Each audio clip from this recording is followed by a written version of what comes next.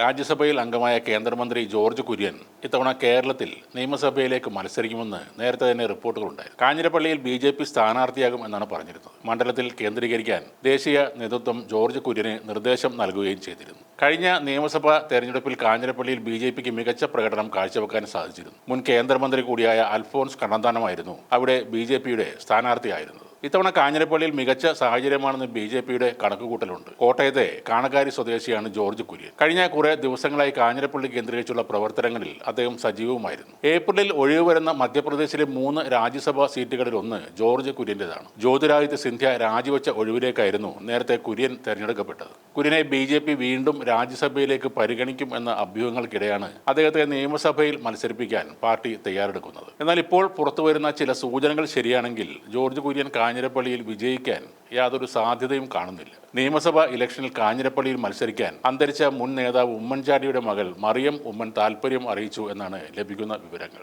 സ്ഥാനാർത്ഥിത്വവുമായി ബന്ധപ്പെട്ട കാര്യങ്ങൾ മറിയം ഉമ്മനോട് സംസ്ഥാന നേതാക്കൾ സംസാരിച്ചെന്നാണ് റിപ്പോർട്ട്. AK ആന്റണി ഉൾപ്പെടെയുള്ള മുതിർന്ന നേതാക്കൾ മറിയം ഉമ്മനുമായി ഫോണിൽ സംസാരിച്ചിട്ടുണ്ട്. കാഞ്ഞിരപ്പള്ളിയിലെ സഭാ സമുദായ നേതാക്കൾക്ക് താൻ മത്സരിക്കുന്നതിൽ സന്തോഷമാണെന്നാണ് മറിയം ഉമ്മൻ ഈ നേതാക്കളെ അറിയിച്ചത്. അതേസമയം ജില്ലയിൽ ഒരു കുടുംബത്തിലെ 2 പേർ സ്ഥാനാർത്ഥിയാകുന്നതിലെ പ്രശ്നങ്ങൾ സംസ്ഥാന നേതൃത്വം ചർച്ച ചെയ്യും. മറിയം മത്സരിക്കുന്നത് മറ്റ് മണ്ഡലങ്ങളിലും ഗുണം ചെയ്യുമെന്നാണ് ഒരു വിഭാഗം നേതാക്കളുടെ അഭിപ്രായം. കാഞ്ഞിരപ്പള്ളിയിൽ നിരവധി പേരുകൾ പരിഗണനയിൽ ഉള്ള പശ്ചാത്തലത്തിൽ മറിയം ഉമ്മന്റെ സ്ഥാനാർത്ഥിത്വവുമായി ബന്ധപ്പെട്ട് വേഗത്തിൽ ഒരു തീരുമാനമെടുക്കാനാണ് സംസ്ഥാന നേതൃത്വത്തിന്റെ നീക്കം. എന്നാൽ മറിയം ഉമ്മനെ സ്ഥാനാർത്ഥിയാക്കുന്നതിൽ കാഞ്ഞിരപ്പള്ളിയിലെ UDFൽ ചില എതിർപ്പുകളുമുണ്ട്. സ്ഥാനാർത്ഥിത്വം അടിച്ചേൽപ്പിച്ചാൽ അംഗീകരിക്കേണ്ട എന്ന നിലപാടിലാണ് UDF നിയോജക മണ്ഡലം കമ്മിറ്റിയിലെ ഒരു വിഭാഗം നേതാക്കൾ. മറിയം ഉമ്മനെ സ്ഥാനാർത്ഥിയാക്കാൻ നേരത്തെ തന്നെ കോട്ടയം DCC ശുപാർശ ചെയ്തിരുന്നു. മറിയം മത്സരിക്കുന്നത് വിജയം ഉറപ്പാക്കുമെന്നാണ് DCCയുടെ വിലയിരുത്തൽ. കാഞ്ഞിരപ്പള്ളി ലഭിച്ചില്ലെങ്കിൽ ചെങ്ങന്നൂരോ അല്ലെങ്കിൽ ആറന്മുളയോ നൽകണമെന്ന ആവശ്യവുമുണ്ട്. എന്നാൽ സഹോദരിയായ അച്ചു ഉമ്മനും മറിയം ഉമ്മനും തെരഞ്ഞെടുപ്പിൽ മത്സരിക്കാൻ താല്പര്യപ്പെടുന്നില്ലെന്ന് ചാണ്ടി ഉമ്മൻ നേരത്തെ അറിയിച്ചിരുന്നു. ഇപ്പോൾ മറിയം ഉമ്മൻ തന്നെ താല്പര്യം അറിയിച്ചതോടെ അക്കാര്യത്തിൽ ഒരു വ്യക്തത കൈവന്നിട്ടുമുണ്ട്. ഉമ്മൻചാണ്ടിയുടെ കുടുംബത്തിൽ നിന്ന് ഒരാൾ മത്സരരംഗത്തേക്ക് എത്തിയാൽ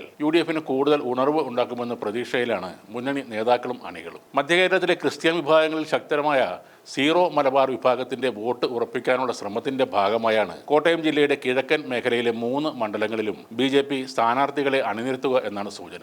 ജോർജ് കുര്യൻ കാഞ്ഞിരപ്പള്ളിയിലും തൊട്ടടുത്ത മണ്ഡലങ്ങളായ പൂഞ്ഞാറിൽ PC ജോർജും പാലയിൽ ഷോൺ ജോർജും എന്നിവരും മത്സരിക്കുന്നതോടെ 3 താമര വിരിയുമെന്ന വലിയ പ്രതീക്ഷയാണ് BJPക്കുള്ളത്. മുൻ കോൺഗ്രസ് നേതാവായിരുന്ന കാഞ്ഞിരപ്പള്ളി MLA ജോർജ് മാത്യു അടക്കമുള്ള പ്രമുഖർ NDA മുന്നണിയിലെത്തിയതും ഈ പ്രതീക്ഷ വർദ്ധിപ്പിക്കുന്ന ഒരു ഘടകമാണ്. എന്നാൽ മറിയം ഉമ്മന്റെ വരവോടെ കാഞ്ഞിരപ്പള്ളിയിലെ NDAയുടെ പ്രതീക്ഷകൾക്ക് മങ്ങലേൽക്കുകയാണ്.